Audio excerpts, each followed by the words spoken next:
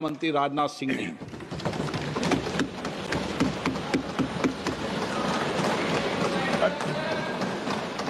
अध्यक्ष महोदय, सबसे पहले तो मैं आपके माध्यम से सदन के सभी दलों के मैंने जितने भी हमारे सम्मानित सदस्य हैं उनके प्रति आभार व्यक्त करना चाहता हूं कि ऑपरेशन सिंदूर की जो शानदार कामयाबी हासिल हुई है उस पर चर्चा करने के लिए आज सदन पूरी तरह से तैयार है। अध्यक्ष महोदय, सबसे पहले मैं इस सदन के माध्यम से मैं देश के उन वीर सपूतों को, उन बहादुर सैनिकों को नमन करता हूं जिन्होंने की राष्ट्र की सीमाओं की रक्षा के लिए जब भी आवश्यकता पड़ी है अपना बलिदान देने में वह पीछे नहीं रहे हैं। आज भी वह तैयार हैं और आज भी वह तत्पर हैं। साथ ही मैं उन सैनिकों की स्मृति को भी अध्यक्ष महोदय नमन करता हूं जिन्होंने की भारत की एकता और अखंडता सुनिश्चित करने के लिए अपना सर्वस्व बलिदान कर दिया। मैं पूरे देश की तरफ से सेनाओं के सभी जवानों के प्रति कृतज्ञता व्यक्त करता हूं। अध्यक्ष महोदय, आज मैं आपकी अनुमति से ऑपरेशन सिंदूर से जुड़े कुछ महत्वपूर्ण तथ्यों और विषयों को सदन के समक्ष रखने के लिए यहां खड़ा हूं। अध्यक्ष महोदय, 6 और 7 मई 2025 को भारतीय सेनाओं ने ऑपरेशन सिंदूर के नाम से एक ऐतिहासिक सैन्य कार्रवाई को अंजाम दिया। यह केवल एक सैन्य कार्रवाई नहीं थी, बल्कि यह भारत की संप्रभुता, उसकी अस्मिता, देश के नागरिकों के प्रति हमारी जिम्मेदारी और आतंकवाद के खिलाफ हमारी नीति का एक इफेक्टिव और डिसाइसिव डिमॉन्स्ट्रेशन था। अध्यक्ष महोदय, जैसा इस सदन को जानकारी है, 22 अप्रैल 2025 को जम्मू कश्मीर के पहलगाम क्षेत्र में एक अमानवीय और कायराना आतंकी हमला हुआ। इस हमले में हमारे 25 निर्दोष नागरिकों सहित एक नेपाली नागरिक की भी जान गई थी। उन निर्दोष लोगों की जान उनका धर्म पूछ कर लिया गया। यह अपने आप में अमानवीयता का सबसे कुत्सित और सबसे घृणित उदाहरण था। यह घटना भारत की सहन शक्ति की सीमा की भी मैं मानता हूं परीक्षा थी। अध्यक्ष महोदय, इस हमले के तुरंत बाद हमारे प्रधानमंत्री श्री नरेंद्र मोदी जी ने तीनों सेनाओं के प्रमुखों की एक उच्च स्तरीय बैठक की और उन्हें छूट दी गई कि वे अपने विवेक, स्ट्रेटेजिक अंडरस्टैंडिंग और रीजनल सिक्योरिटी सिचुएशन को ध्यान में रखते हुए वह निर्णायक कार्रवाई करें। इसके बाद हमारे सैन्य नेतृत्व ने न केवल अपनी मैच्योरिटी दिखाई, बल्कि उस स्ट्रेटेजिक विजडम का भी परिचय दिया जिसकी उम्मीद भारत जैसी एक रिस्पॉन्सिबल पावर से की जाती है। अध्यक्ष महोदय, ऑपरेशन सिंदूर को अंजाम देने से पहले हमारी सेनाओं ने हर पहलू का बहुत ही गहराई के साथ अध्ययन किया। हमारे पास कई विकल्प थे, लेकिन हमने उस विकल्प को चुना जिसमें आतंकवादियों और उनके ठिकानों को अधिकतम नुकसान पहुंचे और जिसमें पाकिस्तान के आम नागरिक को कोई क्षति न होने पाए, इस बात की भी हम लोगों ने चिंता की। अध्यक्ष महोदय, हमारी सेनाओं द्वारा की गई वेल कोऑर्डिनेटेड स्ट्राइक्स ने 9 टेररिस्ट इंफ्रास्ट्रक्चर टारगेट्स को प्रिसीजन के साथ, सटीकता के साथ हिट किया और इस सैन्य कार्रवाई में एक अनुमान के अनुसार 100 से अधिक आतंकवादी, मैं बहुत संभल कर बोल रहा हूं अध्यक्ष महोदय, हमारी फिगर गलत ना होने पाए, फिगर इससे बहुत अधिक है। 100 से अधिक आतंकवादी, उनके ट्रेनर, उनके प्रशिक्षक, उनके हैंडलर लश्कर-ए तोयबा और हिजबुल मुजाहिदीन जैसे आतंकवादी संगठनों से संबंधित थे। ये वही आतंकी संगठन हैं जिन्होंने पाकिस्तान की सेना और ISI का जिन्हें खुला समर्थन प्राप्त है। अध्यक्ष महोदय, 7 मई 2025 को रात्रि 1:05 भारतीय सशस्त्र बलों ने ऑपरेशन सिंदूर प्रारंभ किया, जिसमें पाकिस्तान और पाक ऑक्युपाइड कश्मीर में भारत के खिलाफ आतंकी गतिविधियों से जुड़े 9 स्थानों को निशाना बनाया गया।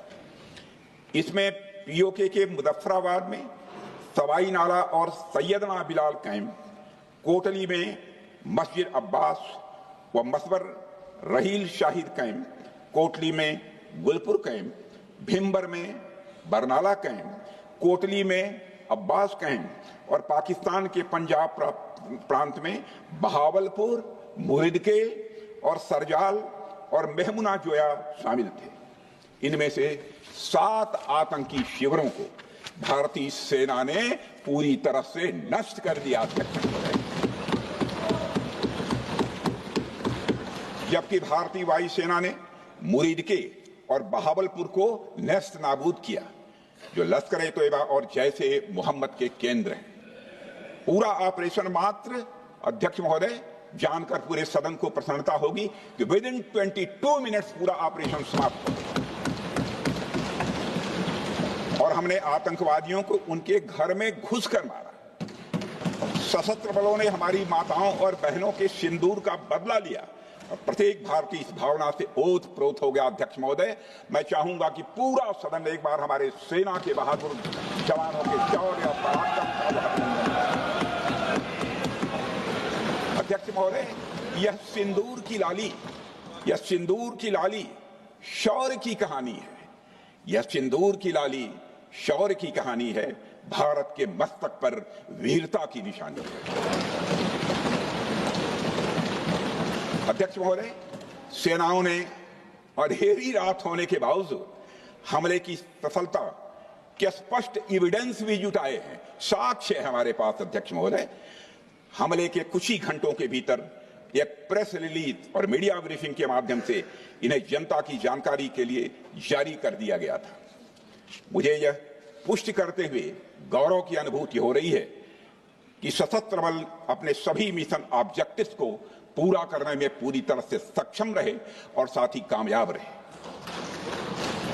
अध्यक्ष महोदय, 7 मई 2025 को हमले माने 1:35 के तुरंत बाद भारतीय डीजीएमओ ने हॉटलाइन संदेश के माध्यम से पाकिस्तान के डीजीएमओ यानी डायरेक्टर जनरल मिलिट्री ऑपरेशन से संपर्क किया और टेरर इंफ्रास्ट्रक्चर के खिलाफ हमारे हमले के रेशनल और मेथोडोलॉजी के बारे में पूरी जानकारी दी और यह तथ्य भी बताया ये हमले एस्केलेटरी नेचर वाले नहीं थे, माने इसको हम आगे नहीं बढ़ाना चाहते।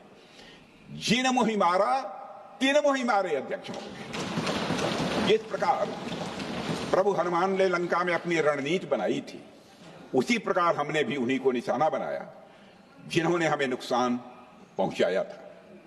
हालांकि पाकिस्तान ने इस रेशनल को समझने से इनकार कर दिया और अगले कुछ दिनों तक सिविलियन और सैन्य ठिकानों पर गोलीबारी करके बड़े पैमाने पर सीज फायर वायलेशन करके स्थिति को एस्केलेट करने की उसने कोशिश की। अध्यक्ष महोदय, 7-8 मई 2025 की रात को क्लियरली आइडेंटिफाइड आतंकवाद संबंधी ठिकानों पर हमारे सफल ऑपरेशन के बाद, सफल हमले के बाद पाकिस्तान ने स्थिति को एस्केलेट कर दिया और अनमैन्ड एरियल सिस्टम और अन्य साधनों का उपयोग करके भारतीय वायुसेना के बेसेस, भारतीय वायुसेना के सेंसर्स और सेना के फॉर्मेशन हेडक्वार्टर से लेकर ब्रिगेडों तक पर भी उसने हमला कर दिया।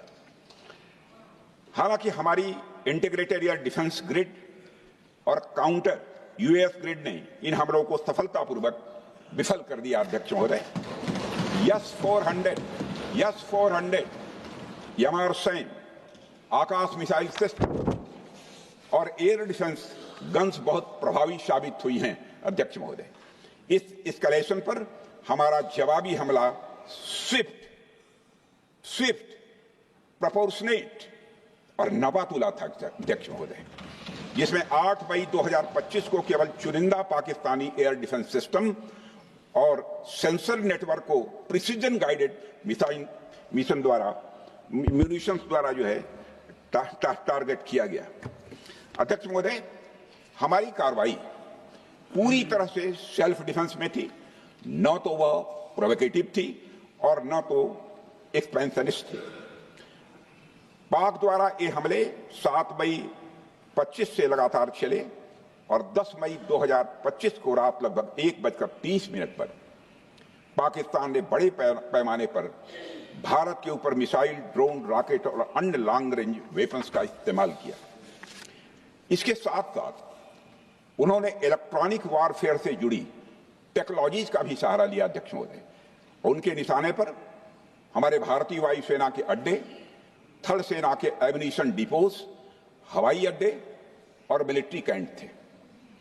अध्यक्ष महोदय, यह कहते हुए मुझे एक गौरव की अनुभूति हो रही है कि हमारे air defence system, counter drone system और इलेक्ट्रॉनिक इक्विपमेंट्स ने पाकिस्तान के इस हमले को पूरी तरह से नाकाम कर दिया। पाकिस्तान हमारे किसी भी टारगेट को हिट नहीं कर पाया अध्यक्ष महोदय, और हमारे किसी भी इंपॉर्टेंट एसेट को नुकसान नहीं हुआ है। हमारी सुरक्षा व्यवस्था अध्यक्ष महोदय चाक चौबंद थी और हर हमले को हम लोग रोका गया। मैं इसके लिए भारतीय सेना के बहादुर सैनिकों की जमकर सराहना करता हूं, जिन्होंने दुश्मन के हर मंसूबे पर पानी फेर दिया। और अपने प्रतिपक्ष के मित्रों से भी कहना चाहता हूं, एक बार फिर से भारत के सेना के जवानों का कम से कम मेज थपथपाकर उनका अभिनंदन करते। बहुत बहुत धन्यवाद। बहुत बहुत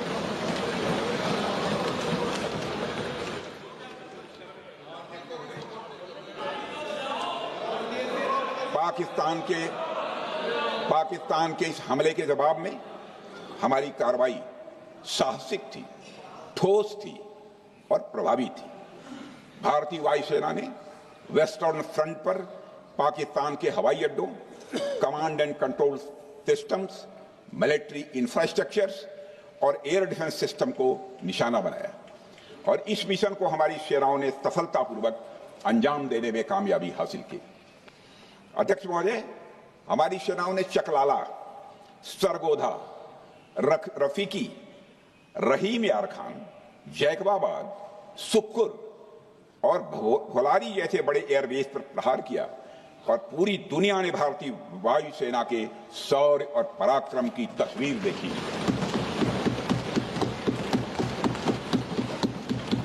अध्यक्ष महोदय, ऑपरेशन सिंदूर ट्राई सर्विसेज कोऑर्डिनेशन का एक बेमिसाल उदाहरण था।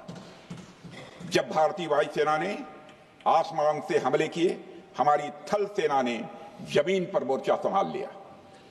हमारे जवान नियंत्रण रेखा पर पूरी ताकत से डटे रहे और पाकिस्तान की हर हरकत का करारा जवाब दिया।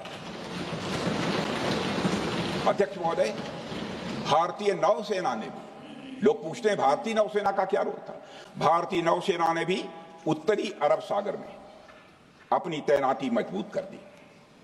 भारतीय नौसैनिकों ने पाकिस्तान को यह साफ संदेश दिया कि हम समुद्र से लेकर जमीन तक पाकिस्तान के हर महत्वपूर्ण ठिकानों पर प्रहार करने में न केवल सक्षम हैं बल्कि हम तैयार हैं। अध्यक्ष महोदय, इस ऑपरेशन का मकसद टेररिस्ट कैंप्स और उनके सपोर्टर्स को टारगेट करना, उन्हें नेस्त नाबूद करना था और यह साफ संदेश देना था कि भारत आतंकवाद के विरुद्ध जीरो टॉलरेंस रखता है। भारत ने कार्रवाई इसलिए रोकी क्योंकि कॉन्फ्लिक्ट के पहले और उसके दौरान जो भी पॉलिटिकल और मिलिट्री ऑब्जेक्टिव्स तय किए गए थे उसे हम पूरी तरह से हासिल कर चुके थे। इसलिए यह कहना, यह मानना कि यह ऑपरेशन किसी दबाव में रोका गया था, यह बेबुनियाद है और सरासर गलत है।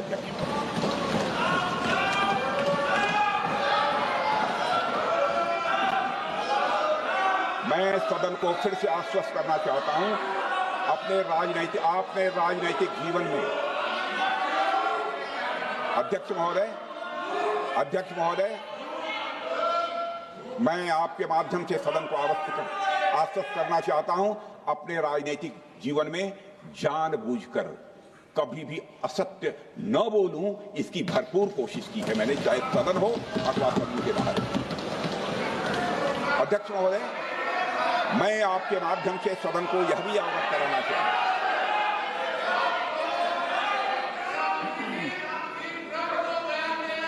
प्लीज बैठिए। आप क्यों खड़े हैं? अध्यक्ष महोदय, मैं आपके माध्यम से सदन को यह भी अवगत कराना चाहूंगा कि सीमा पार करना या वहां की टेरिटरी कैप्चर करना इस ऑपरेशन का उद्देश्य नहीं था। ऑपरेशन सिंदूर प्रारंभ करने का मकसद था अध्यक्ष महोदय उन टेरर नर्सरीज को खत्म कर देना जिन्हें पाकिस्तान ने बरसों से पाला पोसा था। और यह ऑपरेशन उन मासूम परिवारों को न्याय दिलाने के लिए लॉन्च किया गया था जिन्होंने पाक स्पॉन्सर्ड टेररिस्ट अटैक्स में अपने प्रियजनों को खोया था। हमारी सेनाओं ने सिर्फ उनको टारगेट किया जो इन आतंकियों को सपोर्ट करते हुए भारत पर हमला करने की कोशिश में लगातार शामिल थे। अध्यक्ष महोदय, ऑपरेशन सिंदूर का ओवरऑल पॉलिटिको मिलिट्री ऑब्जेक्टिव यह था कि आतंकवाद के रूप में प्रॉक्सी वार लड़ रहे पाकिस्तान को सजा दी जाए और इसी वजह से आर्म फोर्सेस को पूरी आजादी दी गई थी कि वो अपने टारगेट खुद चुने और करारा जवाब दें। और इस ऑपरेशन का उद्देश्य कोई भी युद्ध छेड़ना नहीं था, बल्कि फोर्स के डिमॉन्स्ट्रेटिव यूज से एडवर्सरी को झुकने के लिए मजबूर करना था। 10 मई की सुबह जब भारतीय वायुसेना ने पाकिस्तान की मल्टीपल एयरफील्ड पर करारा प्रहार किया तो पाकिस्तान ने हार मान ली है अध्यक्ष महोदय, और हॉस्टिलिटी रोकने की कोशिश की। अब रोक दीजिए महाराज। उन्होंने एक कोशिश की, हमारे डीएमओ से बात की, महाराज अब रोक दीजिए, बहुत हो गया। यह पेशकश इस कैबिनेट के साथ स्वीकार की गई थी। उन्हें रुकिए तो रुकिए, बता दूंगा, बता दूंगा। अब बैठ आपको मौका मिलेगा। यह क्यों रुका इसका पहले ही मैं पूरी तरह से वर्णन कर चुका हूं अध्यक्ष महोदय।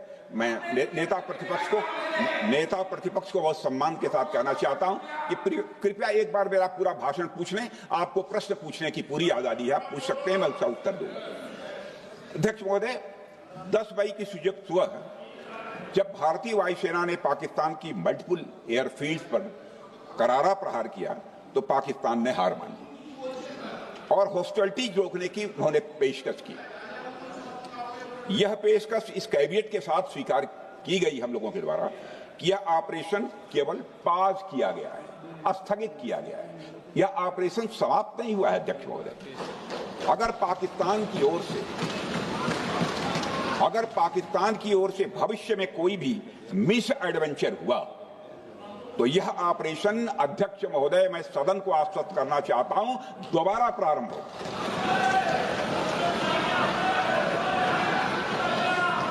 अध्यक्ष महोदय, भारतीय वायुसेना के जबरदस्त हमलों, नियंत्रण रेखा पर थल सेना की मजबूत जवाबी कार्रवाई और नौसेना के हमलों के डर ने पाकिस्तान को झुकने के लिए मजबूर कर दिया अध्यक्ष महोदय। और पाकिस्तान की हार उनकी एक सामान्य विफलता नहीं थी, बल्कि यह उसके सैन्य बल और मनोबल या दोनों की एक हार थी। 10 मई को पाकिस्तान के डीजीएमओ ने भारत के डीजीएमओ से संपर्क किया और सैन्य कार्रवाइयों को रोकने की अपील की। मैं सदन में यह बात फिर से दोहराना चाहूंगा कि पाकिस्तान के डीजीएमओ ने भारत के डीजीएमओ से संपर्क किया और सैन्य कार्रवाइयों को रोकने की अपील की। 12 मई को दोनों देशों के डीजीएमओ के बीच औपचारिक संवाद हुआ और दोनों पक्षों ने सैन्य कार्रवाइयों पर विराम लगाने का निर्णय लिया। अध्यक्ष महोदय, हमारे सैनिकों का जो मनोबल, मातृभूमि की रक्षा करने का जो उनका समर्पण है, ऑपरेशन सिंदूर के दौरान उसका दर्शन 140 करोड़ से अधिक भारतवासियों ने देखा। मुझे खुद भी और प्रधानमंत्री जी को सीमावर्ती क्षेत्रों में जाकर हमारे जवानों से मुलाकात का अवसर मिला है। अध्यक्ष महोदय, श्रीनगर के मिलिट्री बेस पर, भुज के एयरबेस पर, उधमपुर के कमांड सेंटर पर, हर जगह प्रत्यक्ष मैंने अपनी आंखों से देखा कि हमारे सैनिकों का मनोबल अपनी पूरी बुलंदी पर था। उनकी आंखों में विश्वास है और उनका संकल्प अडिग है। वे न केवल भारत की सीमाओं की रक्षा कर रहे हैं, बल्कि हमारे राष्ट्रीय स्वाभिमान की भी अध्यक्ष महोदय रक्षा कर रहे हैं। अध्यक्ष महोदय, किसी भी देश में जनता सत्ता पक्ष को और विपक्ष को अलग अलग दायित्व सौंपती है, दोनों को अलग अलग दायित्व, और हेल्दी डेमोक्रेसी में तो स्वाभाविक है। सत्ता पक्ष का काम होता है जनता के हितों को ध्यान में रखते हुए कार्य करना, और विपक्ष का काम होता है सरकार से जनता के मुद्दों से संबंधित जरूरी प्रश्न पूछना। ऑपरेशन सिंदूर क्यों शुरू किया गया, इसकी जानकारी पहले भी दी गई है और आज भी मैंने सदन को दी है। अध्यक्ष महोदय, कभी कभी हमारे प्रतिपक्ष के लोग ये पूछते रहे हैं कि हमारे कितने बीमार गिरे। मुझे लगता है उनका यह प्रश्न हमारी राष्ट्रीय जनभावनाओं का सही से प्रतिनिधित्व नहीं कर रहा है। मुझे लगता है उन्होंने एक बार भी हमसे यह नहीं पूछा कि हमारी सेनाओं ने दुश्मन के कितने विमान मार गिराए।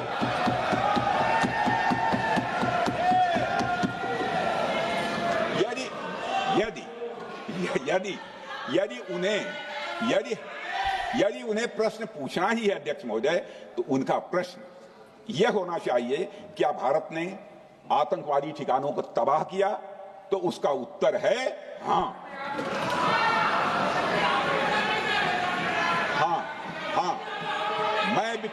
मैं विपक्ष के सम्मानित साथियों से कहना चाहता हूं कि आपको प्रश्न पूछना है तो यह प्रश्न पूछिए, क्या ऑपरेशन सिंदूर सफल रहा? तो उसका उत्तर है हाँ।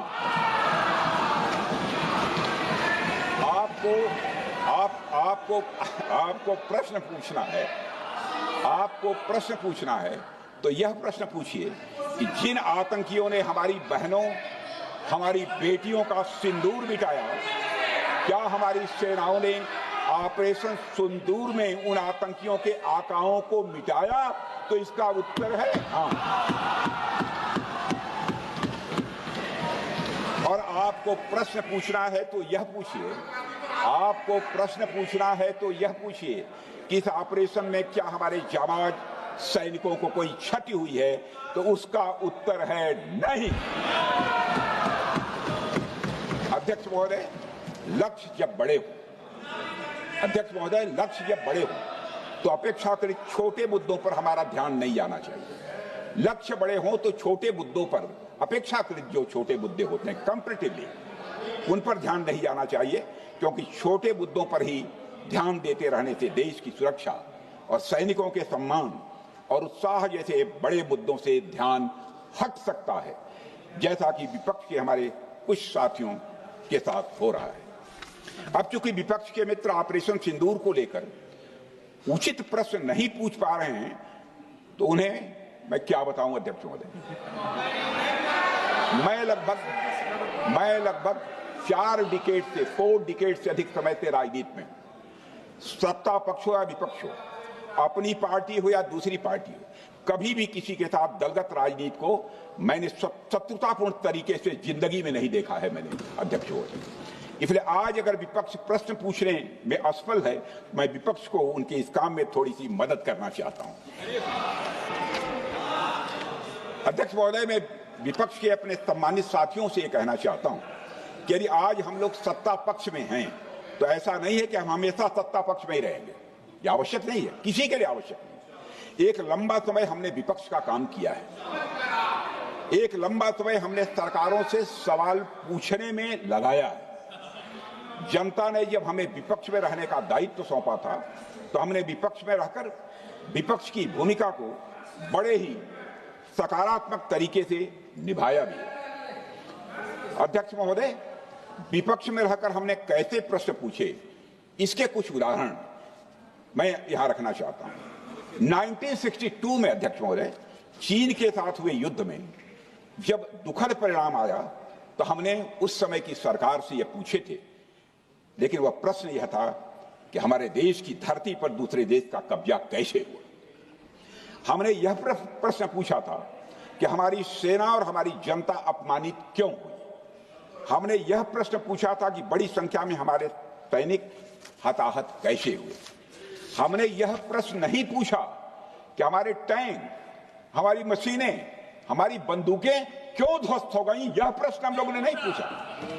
मशीनों और तोपों की चिंता न करके, मशीनों और तोपों की चिंता न करके अध्यक्ष महोदय, हमने देश की टेरिटरी की चिंता की, हमने देश के सैनिकों की। इसी तरह 71 के युद्ध में, 71 के युद्ध में जब हमने पाकिस्तान को सबक सिखाया, मैं उस समय की सरकार को मैं बधाई देना चाहता हूं। हमने अपने राजनीतिक और सैन्य नेतृत्व की प्रशंसा की। हमने ये नहीं देखा कि किस दल की सरकार है, किस विचारधारा की सरकार है, इसकी चिंता नहीं की कभी। हमारे नेता अटल बिहारी वाजपेयी ने संसद में खड़े होकर उस समय के नेतृत्व की प्रशंसा की थी। हमने इस बात की खुशी जाहिर कि हमने अपने शत्रु को सबक सिखाया। हमने उस दौरान यह प्रश्न नहीं पूछा कि सबक सिखाने के दौरान में भारत के कितने प्लेन्स गिरे, भारत के कितने इक्विपमेंट्स बर्बाद हुए। यह प्रश्न अध्यक्ष महोदय उस समय भी हम लोगों ने नहीं पूछा। अध्यक्ष महोदय, यदि मैं इसे और भी प्रैक्टिकल तरीके से समझाऊं, तो किसी भी परीक्षा के परिणाम में रिजल्ट मैटर करता है। यदि किसी परीक्षा में कोई बच्चा अच्छे मार्क्स लेकर आ रहा है तो हमारे लिए उसके मार्क्स मैटर करने चाहिए। हमें इस बात का ध्यान नहीं रखना चाहिए कि एग्जाम के दौरान उसकी पेंसिल टूट गई थी या उसकी पेन खो गई।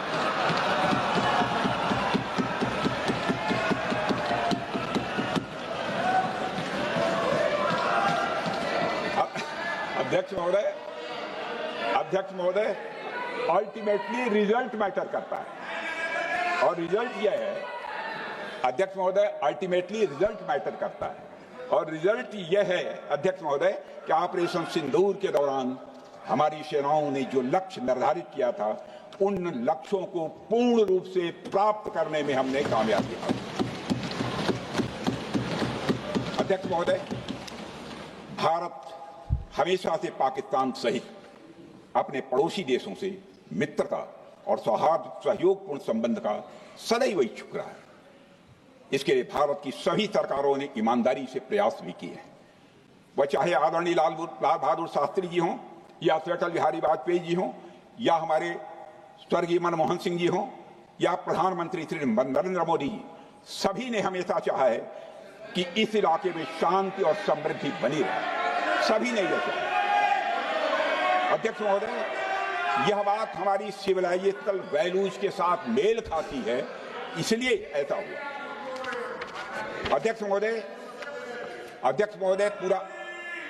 पूरा विश्व जानता है कि पूर्व प्रधानमंत्री से अटल बिहारी वाजपेयी जी ने शांति का संदेश लेकर 1999 में लाहौर बस यात्रा की थी। वह सिर्फ एक यात्रा नहीं थी, वह यात्रा भारत की संस्कृति और शांति की प्रतीक थी। यह हमारे भारत की प्रकृति थी। लाहौर पहुंचकर से अटल बिहारी वाजपेयी जी ने मीनारे पाकिस्तान पर विजिटर्स रूप में जो लिखा था, जिसका जिक्र लोग आज भी करते हैं, और उन्होंने लिखा था, उसकी मैं चर्चा करता हूं। उन्होंने लिखा था कि मीनारे पाकिस्तान से मैं पाकिस्तान की जनता को यह विश्वास दिलाना चाहता हूं कि भारत अस्थायी शांति और मित्रता का आकांक्षी है।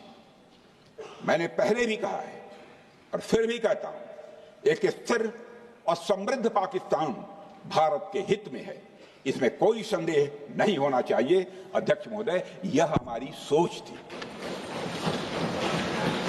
यह हमारी शांति की पहल थी। यह पहल हमारी हजारों साल पुरानी सांस्कृतिक चेतना, हमारी नैतिक शक्ति और हमारी सभ्यता के उन मूल्यों से निकली थी जो शांति को शक्ति मानती है। अध्यक्ष महोदय, लेकिन हमारे शांति के प्रयास को हमारी नाइविटी, उदारता या सरलता समझ लिया गया। जब हम शांति के लिए कदम बढ़ा रहे थे, उसी वक्त पाकिस्तान कारगिल में घुसपैठ की साजिश रच रहा था। हम दोस्ती के राह पर थे तो वो षड्यंत्र की राह पर थे। जब हम मामला खुलकर सामने आया तो हमारे वीर सैनिकों ने इस घुसपैठ के खिलाफ कार्रवाई करना प्रारंभ किया, और जब भारत की जीत सामने दिखाई दे रही थी तो पाकिस्तान ने परमाणु युद्ध की धमकी दे डाली। अध्यक्ष महोदय, तब हमारे प्रधानमंत्री, तत्कालीन प्रधानमंत्री आदरणीय अटल बिहारी वाजपेयी जी ने कहा था, पाक सेना के परमाणु हमले से भारत का तो कुछ नहीं बिगड़ेगा, लेकिन पाकिस्तान दूसरे दिन का सूरज नहीं देख पाएगा।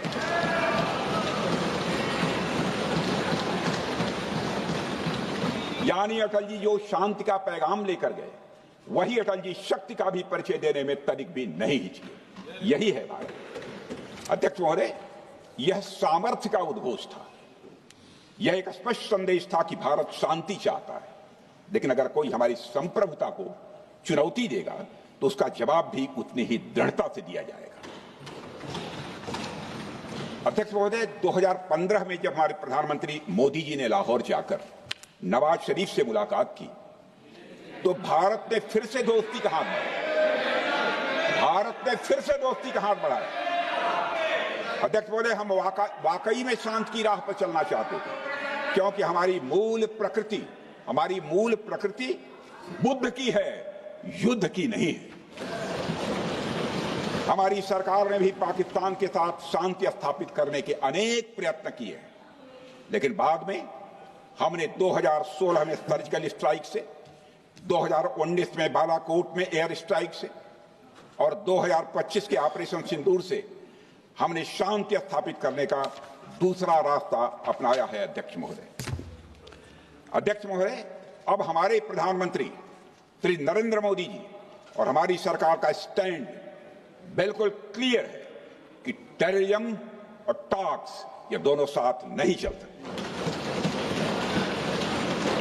क्योंकि सभ्य मुल्कों के बीच बातचीत होती है। अध्यक्ष महोदय, लोकतांत्रिक देशों में बातचीत होती है, पर एक ऐसा देश जिसके वजूद में लोकतंत्र का एक कतरा भी न हो और सिर्फ रिलीजियस फैनेटिसिज्म, टेररिज्म और हेट्रेड अगेंस्ट इंडिया हो, उसके साथ संवाद किसी भी सूरत में नहीं किया जा सकता, क्योंकि टेररिज्म की भाषा जो अध्यक्ष महोदय होती है वह खून, डर और नफरत है, संवाद नहीं। गोलियों की आवाज में संवाद की आवाज दब जाती है। जहां खून बहता है वहां बातचीत की गुंजाइश अध्यक्ष महोदय नहीं बचती। अध्यक्ष महोदय, पाकिस्तान की वर्तमान स्थिति अब जग जाहिर है। जिस देश ने आतंक को अपनी विदेश नीति का औजार बना लिया, वह अंततः अपने ही जाल में फंस जाता है। पाकिस्तान की नीति और चरित्र को लेकर कोई भ्रम नहीं रहना चाहिए। यह एक ऐसा देश है जो वैश्विक आतंकवाद की नर्सरी है और उन्होंने इसको अपनी स्टेट पॉलिसी का भी एक आधार बनाया हुआ है। अध्यक्ष महोदय, ऑपरेशन सिंदूर के दौरान पूरी दुनिया ने देखा है कि पाकिस्तान में सरकार आतंकवादियों के लिए स्टेट फ्यूनरल का इंतजाम कर रही है और सैन्य अधिकारी भी आतंकवादियों के जनाजे में भाग लेते हैं। यह वही देश है जो सीमा पर सैनिकों से लड़ने का साहस नहीं जुटा पाता, इसलिए निर्दोष नागरिकों, बच्चों और तीर्थ यात्रियों को आतंकवाद का निशाना बनाता है। पाकिस्तान की सेना और आईएसआई आतंकवाद को एक प्रॉक्सी वार के रूप में अध्यक्ष महोदय इस्तेमाल करती हैं और उसके सहारे वे भारत को डिस्टेबलाइज करने का सपना देखती है। अध्यक्ष महोदय, मैं लोकतंत्र के मंदिर में खड़े होकर यह बात कह रहा हूं कि भारत को 1000 कट्स देने का सपना पालने वालों को नींद से जग जाना चाहिए। यह मोदी जी के नेतृत्व वाला नया भारत है जो आतंकवाद के खिलाफ किसी हद तक जा सकता है।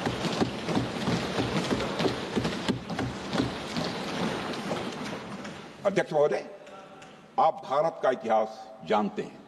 देखिए, हमने कभी भी किसी की 1 इंच जमीन पर आज तक कभी कब्जा नहीं किया है। हम यह भी जानते हैं कि युद्ध अपनी बराबरी वालों से करना चाहिए। ऐसा गोस्वामी तुलसीदास जी ने लिखा है और गोस्वामी तुलसीदास जी कहते हैं कि नीति ऐसी ही होनी चाहिए, प्रीति और बैर बराबरी वाले से ही करनी चाहिए। शेर यदि मेढकों को मारे तो उसका बहुत अच्छा संदेश नहीं आता है अध्यक्ष महोदय। और अध्यक्ष महोदय, हमारे देश की सेना शेर है।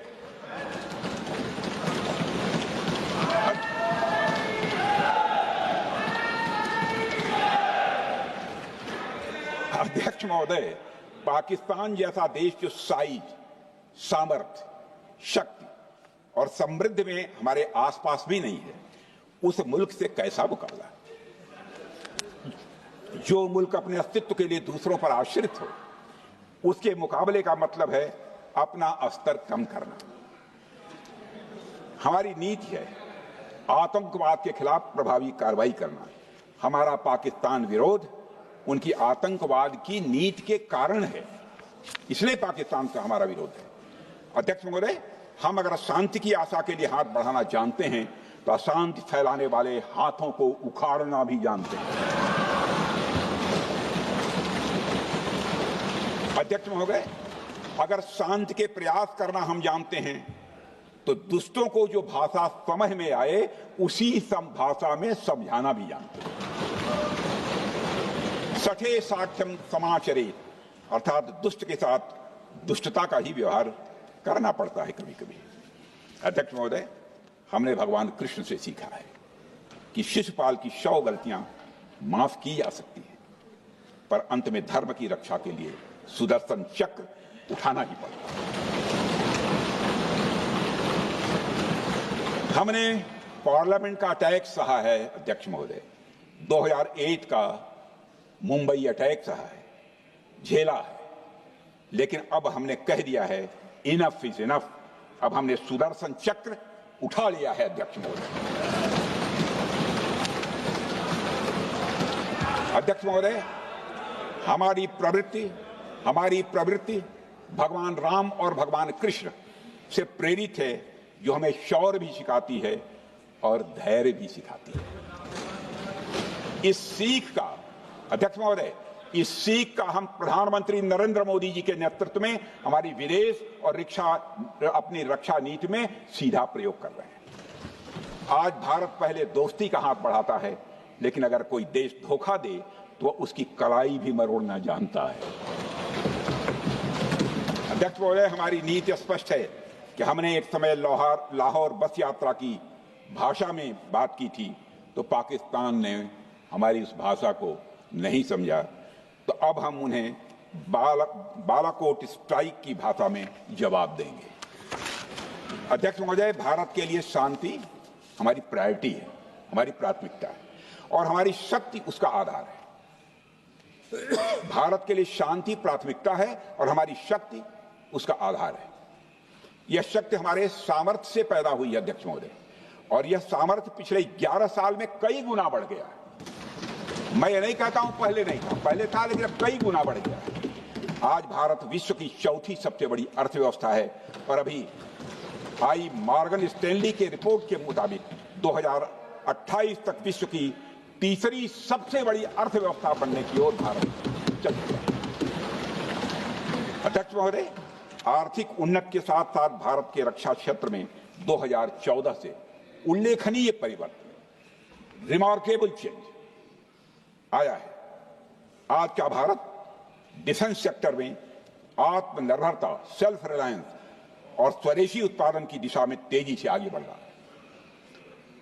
अध्यक्ष महोदय, आज हम हर दृष्टि से समर्थ भी हैं और सक्षम भी हैं। अध्यक्ष महोदय, मैं सदन को यह भी जानकारी देना चाहता हूं, उसके बाद जब प्रश्न पूछा गया हमारे सारे चीफ से, सीडीएफ से, डिफेंस सेक्रेटरी से, क्या ऑपरेशन के लिए तैयार हैं, क्षण भर की देर नहीं लगाई, सबने बोला यस सर।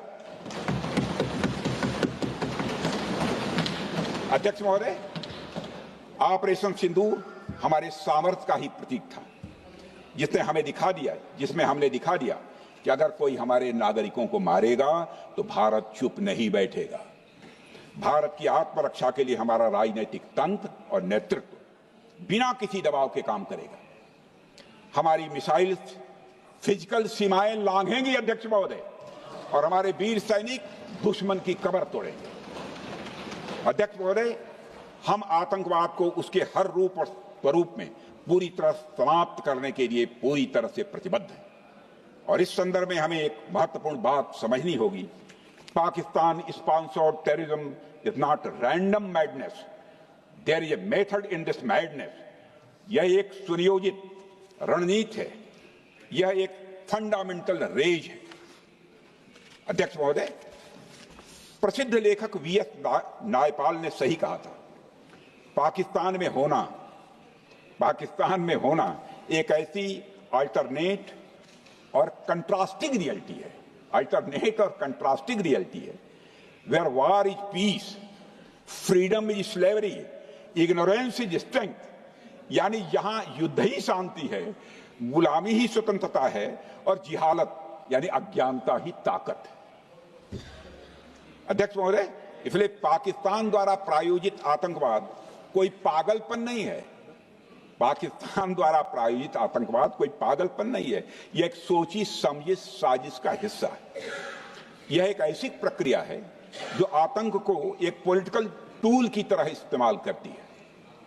यह सिर्फ आतंकवाद नहीं, यह एक टूल किट है, एक ऐसा टूल किट जिसे पाकिस्तान की सेना और उसकी एजेंसियां एक नीति के तहत अपनाए हुए हैं। This tool kit is in opposition to civilized code of conduct that the rest of the world prefers to abide by. यानी यह टूल किट उस सिविलाइज्ड कोड ऑफ कंडक्ट के खिलाफ है जिसे दुनिया का हर जिम्मेदार देश मानता है। अध्यक्ष महोदय, यह एक कट्टरपंथी सोच की उपज है जिसमें सहिष्णुता के लिए कोई जगह नहीं। हमारा पाकिस्तान के साथ कोई सीमा का संघर्ष नहीं है अध्यक्ष महोदय, बल्कि यह सभ्यता बनाम बर्बरता का संघर्ष है। सभ्यता बनाम बर्बरता का संघर्ष। पाकिस्तान के हुक्मरान जानते हैं कि उनके सैनिक युद्ध के मैदान में भारत से नहीं जीत सकते, इसलिए वे आतंक को पालते ही नहीं, उन्हें प्रशिक्षण देते हैं और फिर दुनिया के सामने खड़े होकर निर्दोष बनने की कोशिश करते हैं। अध्यक्ष महोदय, पाकिस्तान दोहरे मापदंड और झूठ की बुनियाद पर खड़ा हुआ एक ऐसा देश है जो अब फेल्ड स्टेट के तौर पर देखा जा रहा है। भारत ने ऑपरेशन सिंदूर के जरिए पूरी दुनिया को दिखा दिया है कि हम इस आतंकवाद के गंदे खेल को जड़ से एक समाप्त करने का संकल्प ले चुके हैं। अध्यक्ष महोदय, जब अटल जी प्रधानमंत्री थे तब पाकिस्तान के साथ कंबोजिट डायलॉग के लिए भारत की शर्त थी कि पाकिस्तान अपनी जमीन का प्रयोग भारत के खिलाफ टेररिज्म फैलाने के लिए नहीं करेगा। एक कंपोजिट डायलॉग के लिए भारत की शर्त थी, जिसे पाकिस्तान ने भी मान लिया था उसमें। लेकिन दुर्भाग्य से 2009 में शर्म एल शेख में तत्कालीन सरकार ने एक बड़ी भूल की, जब कंपोजिट डायलॉग प्रोसेस से पाकिस्तान प्रायोजित आतंकवाद को डीलिंक कर दिया गया। यानी बातचीत जारी रखने के लिए पाकिस्तान द्वारा अपनी जमीन को आतंकवाद के लिए प्रयोग न करने की शर्त को ही डाइल्यूट कर दिया गया। मैं मानता हूं यह भारत की स्ट्रेटेजिक पोजीशनिंग को कमजोर करने वाला एक कदम था। अध्यक्ष महोदय, ऐसी ही एक और गंभीर चूक तत्कालीन सरकार ने 2006 में हवाना में भी हुई थी, जब पाकिस्तान को आतंकवाद का विक्टिम माना गया और एक ज्वाइंट एंटी टेरर मैकेनिज्म बनाने पर सहमति भी हुई थी। 2006 की बात कर रहा हूं। अध्यक्ष महोदय, यह सोचने वाली बात है कि जो देश आतंक को पैदा करता है, उसे पालता है, उस देश को ही आतंक से पीड़ित मान लेना कितना बड़ा स्ट्रेटेजिक ब्लंडर है। अध्यक्ष महोदय, आतंकवाद के खिलाफ हमारी लड़ाई अब केवल सीमा पर नहीं है, बल्कि वैचारिक मोर्चों पर भी लड़ी जा रही है। इसी उद्देश्य से प्रधानमंत्री जी कई हाई लेवल डेलीगेशंस का गठन भी उन्होंने किया था, जिसमें हमारे लगभग अधिकांश दलों के सम्मानित सदस्य उसमें शामिल थे। उसमें विभिन्न राजनीतिक दलों के रिप्रेजेंटेटिव शामिल थे और सचमुच इस समिति ने वैश्विक मंचों पर जाकर भारत की बात बहुत ही प्रभावी तरीके से रखी और आतंकवाद के विरुद्ध वैश्विक समर्थन को उन्होंने मजबूत किया। अध्यक्ष महोदय, मैं उन सभी डेलीगेशन के सम्मानित सदस्यों के प्रति शीश झुकाकर आभार व्यक्त करना चाहता हूं, जिन्होंने भारत का आतंकवाद के खिलाफ स्टैंड तथा जीरो टॉलरेंस की पॉलिसी और ऑपरेशन सिंदूर के बारे में दुनिया के देशों को सही तरीके से अवगत कराया, प्रभावी तरीके से अवगत कराया। अध्यक्ष महोदय, ऑपरेशन सिंदूर को लेकर सर्वदलीय बैठक भी हुई। I am very happy to tell the house I am very happy to tell the House that during Operation Sindoor, all the political parties of the country kept aside all ideologies and differences and showed solidarity with the nation, with the soldiers and with the government. फिर इसके लिए आभार व्यक्त करता हूं। मुझे लगता है यही इस देश के लोकतंत्र की खूबसूरती है। अध्यक्ष महोदय, जैसा कि हमारे माननीय प्रधानमंत्री मोदी जी ने भी कहा है कि ऑपरेशन सिंदूर अभी रुका है, समाप्त नहीं हुआ है। यदि आवश्यकता पड़ी, यदि पाकिस्तान फिर किसी नापाक हरकत की कोशिश करता है तो हम और भी कठोर और निर्णायक कार्रवाई करने के लिए तैयार हैं। अध्यक्ष महोदय, ऑपरेशन सिंदूर के माध्यम से पाकिस्तान के मन में भारत को लेकर जो बहुत बड़ी गलतफहमी थी वह हमने दूर कर दी है। और मेरी दूर थोड़ी बहुत बची यदि भई होगी तो उसको भी दूर कर देंगे। अध्यक्ष महोदय, मुझे महाकवि राष्ट्र कवि रामधारी सिंह जी दिनकर की कुछ पंक्तियां याद आती हैं। अध्यक्ष महोदय, क्षमाशील हो रिपु समक्ष, क्षमाशील हो रिपु समक्ष, तुम हुए विनत जितना ही, दुष्ट कौरवों ने तुमको कायर समझा उतना ही। अध्यक्ष महोदय, भारत ने न केवल अपनी सैन्य क्षमता का प्रदर्शन किया, बल्कि अपनी राष्ट्रीय दृढ़ता, नैतिकता और राजनीतिक कुशलता का भी परिचय दिया है। भारत अब किसी भी आतंकी हमले का निर्णायक और स्पष्ट उत्तर देगा। अध्यक्ष महोदय, हमने एक नई लक्ष्मण रेखा खींच ली है। अब आतंकवाद को आश्रय और समर्थन देने वालों को कोई शरण नहीं मिलेगी। और अध्यक्ष महोदय, भारत किसी भी तरह के न्यूक्लियर ब्लैकमेलिंग या दबावों के आगे अब झुकने वाला नहीं है।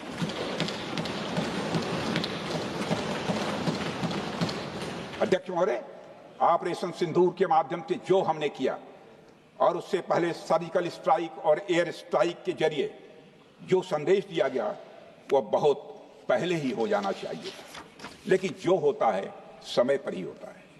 अध्यक्ष महोदय, हमारी सरकार ने आतंकवाद के खिलाफ हमारी जीरो टॉलरेंस की नीति को दुनिया के हर मंच पर पूरी तरह से स्पष्ट कर दिया है और हम उस पर कोई समझौता किसी भी सूरत में नहीं करने वाले हैं। अभी कुछ सप्ताह पहले मुझे शंघाई कोऑपरेशन ऑर्गेनाइजेशन की डिफेंस मिनिस्टर्स मीटिंग में जाने का अवसर मिला था। वहां जो डिक्लेरेशन तैयार किया जा रहा था उसमें आतंकवाद पर भारत का स्टैंड डाइल्यूट हो रहा था। हमने साफ कह दिया कि जब तक आतंकवाद के मुद्दे पर भारत का स्टैंड रखा नहीं जाएगा, हम किसी ज्वाइंट स्टेटमेंट पर साइन नहीं करेंगे और इसकी वजह से वहां कोई ज्वाइंट स्टेटमेंट नहीं आया। अध्यक्ष महोदय, इसका परिणाम क्या? अब देखिए, हमारे प्रधानमंत्री जी ब्रिक्स की बैठक में ब्राजील गए, करिश्मा किया है हमारे प्रधानमंत्री। तो चीन की मौजूदगी में जो ज्वाइंट डिक्लेरेशन आया उसमें जम्मू और कश्मीर में हुए आतंकी हमले को कंडेम भी किया गया। यह प्रधानमंत्री ने करिश्मा करके दिखाया, यानी भारत की बात अंततः मानी गई। और यह ब्रिक्स सम्मेलन के इतिहास में पहली बार हुआ जब जम्मू एवं कश्मीर में हुए किसी आतंकी घटना को खुलकर कंडेम किया गया। मैं इस सदन को याद दिलाना चाहता हूं, 2008 में मुंबई में इतनी बड़ी आतंकी घटना हुई, मगर उस समय की सरकार को जो प्रभावी कार्रवाई करनी चाहिए थी वो नहीं हो पाई। लेकिन उसमें सबसे दुखद और आश्चर्य की बात है, कई वर्ल्ड फोरम, इंटरनेशनल फोरम पर जो उसका कंडेमनेशन होना चाहिए, जो उसकी निंदा की जानी चाहिए, वह भी जितना होना चाहिए नहीं हो पाया। अध्यक्ष, यदि आप उस घटना के बाद हुए ब्रिक्स सम्मेलन के डॉक्यूमेंट्स उठाकर देख लीजिए, मुंबई आतंकी हमले का कहीं जिक्र भी नहीं है। और अध्यक्ष महोदय, जब केंद्र में प्रधानमंत्री मोदी जी के नेतृत्व में सरकार बनी, तब जाकर कहीं के हालात कुछ बदलने शुरू हुए और साल 2017 में हुए ब्रिक्स सम्मेलन में पहली बार 2017 में हुए ब्रिक्स सम्मेलन में पहली बार आतंकवाद से लश्कर और जैश जैसे आतंकवादी संगठनों को जोड़ा गया। यह भी अपने में करिश्माई काम था।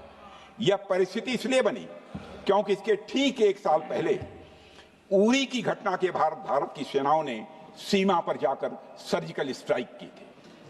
हमने दुनिया को बताया कि आतंकवाद के खिलाफ हम सरहद के इस पार भी मारेंगे और जरूरत पड़ी तो आतंकियों के घर में घुसकर भी मारेंगे। यह बदलाव प्रधानमंत्री मोदी जी के नेतृत्व में आया है। अध्यक्ष महोदय, यह वही नीति है जो पहले की सरकारों को भी अपनानी चाहिए थी। उन सरकारों को जिनके शासनकाल में भारत ने सबसे भीषण आतंकी हमलों का सामना किया, जिनमें 2008 का मुंबई हमला आज भी हर हिंदुस्तानी के जेहन में बैठा हुआ है, जिंदा है, एक न भूलने वाली त्रासदी के रूप में जिंदा है। अध्यक्ष महोदय, मैं श्री प्रणब मुखर्जी जी ने अपनी किताब द कोलिशन ईयर्स में लिखा है, मेरे पास है भी वो, कोलिशन ईयर्स में लिखा है कि जब मुंबई अटैक हुआ था, प्रणोदा ने लिखा है, जब मुंबई अटैक हुआ था, India had evidence that the terrorist came from Karachi port. Pakistan के नॉन स्टेट एक्टर्स के बहाने पूरी दुनिया में को पूरी दुनिया में कोई मान नहीं रहा था। उन्होंने लिखा है प्रणोदा ने, and I quote, amid heated debates within the cabinet, there was a demand for military intervention which I rejected। यह उन्होंने लिखा, मैंने नहीं लिखा है, अनकोट। अध्यक्ष महोदय, भारतीय विदेश सेवा के एक वरिष्ठ अधिकारी ने भी अपनी किताब में इस बात की पुष्टि की है, जिनका नाम है अजय विसारिया, और वो शायद फॉरेन सेक्रेटरी थे, कि मुंबई हमले के तुरंत बाद एक उच्च स्तरीय बैठक हुई थी जिसमें तत्कालीन विदेश मंत्री प्रणोदा ने पूछा व्हाट शुड बी डन। तो विदेश सचिव शिवशंकर मेनन जी ने सुझाव दिया कि भारत मोरदके में लश्कर ए तोयबा के मुख्यालय पर क्रूज मिसाइल से हमला कर सकता है। यह सुनकर प्रणोदा ने चश्मा उतारकर साफ किया और सभी अधिकारियों को धन्यवाद देकर बैठक समाप्त कर दिया। अध्यक्ष महोदय, उस समय की सरकार ने जो सही समझा वो किया, पर मैं मानता हूं कि अगर तब की सरकार ने भी 2016 सर्जिकल स्ट्राइक, 2019 एयर स्ट्राइक जैसे निर्णायक और कठोर कदम उठाए होते तो पाकिस्तान की स्ट्रेटेजिक कैलकुलस बदल सकती थी। एक पावरफुल और डिसाइसिव एक्शन पाकिस्तान और उनकी सेना के द्वारा इस 500 टेररिस्ट ऑर्गेनाइजेशंस के लिए बड़ा डिसइंसेंटिव साबित हो सकती थी। अध्यक्ष महोदय, 2008 में मुंबई हमलों के बाद उस समय की सरकार ने सिर्फ बातचीत का मार्ग चुना था।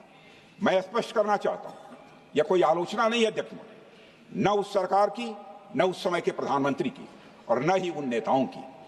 उस समय की लीडरशिप को जो सही लगा उन्होंने वह निर्णय लिया। अध्यक्ष महोदय, बस मैं इतना ही कहना चाहता हूं कि आज का भारत अलग सोचता है और अलग तरीके से काम करता है। हमारा मानना है यह आपका प्रतिद्वंदी आतंक को रणनीति बना चुका हो और बातचीत की भाषा नहीं समझता हो तो standing firm and being decisive के अलावा कोई विकल्प नहीं बचता है। अध्यक्ष महोदय, आज हमारे प्रधानमंत्री मोदी जी के नेतृत्व में भारत वह देश नहीं रहा जो पहले था। Two-day doziers have been replaced by decisive action. Two-day doziers have been replaced by decisive action. आज भारत सहता नहीं है, भारत जवाब देता है। अध्यक्ष महोदय, आज भारत आतंक की जड़ तक जाता है और उसे उखाड़ फेंकने का सामर्थ्य रखता है। अध्यक्ष महोदय, मैं इस सदन को और देश की जनता को यह विश्वास दिलाना चाहता हूं कि हमारी सरकार, हमारी सेनाएं और हमारी लोकतांत्रिक संस्थाएं सब मिलकर, हम और ये सारे लोग सभी मिलकर देश की एकता, अखंडता और सुरक्षा के लिए जो भी कदम उठाना आवश्यक होगा वह कदम उठाएंगे और उसके प्रति हम पूरी तरह से कमिटेड हैं। अध्यक्ष महोदय, अंत में मैं केवल इतना ही कहना चाहता हूं, यह समय एकजुट होकर अपनी सुरक्षा, संप्रभुता और आत्मसम्मान की रक्षा के संकल्प को और अधिक मजबूत करने का है। हमें यह याद रखना होगा कि हमारी सामाजिक और राजनीतिक एकता ही यह हमारी सबसे बड़ी ताकत है। अध्यक्ष महोदय, आतंकवाद को समर्थन देने वालों को यह स्पष्ट संदेश चला गया है कि भारत अपनी मातृभूमि की रक्षा के लिए पूरी तरह से संकल्पबद्ध है। आइए हम सभी दलगत भाव से ऊपर उठकर संगच्छध्वम संगवरध्वम के मंत्र से प्रेरणा लेकर एक साथ खड़े हो जाएं और हम इस राष्ट्रीय संकल्प को मजबूत करें। यही हम सबका राष्ट्रीय दायित्व है। और इन्हीं शब्दों के साथ अध्यक्ष महोदय, आपने मुझे विचार रखने का अवसर दिया। आपके प्रति आभार व्यक्त करते हुए और अपने सभी सम्मानित सदस्यों के प्रति धन्यवाद की व्यक्त करते हुए अपना निवेदन समाप्त करता हूं। सबने शांतिपूर्वक बात की। श्री गौरव गोगोई।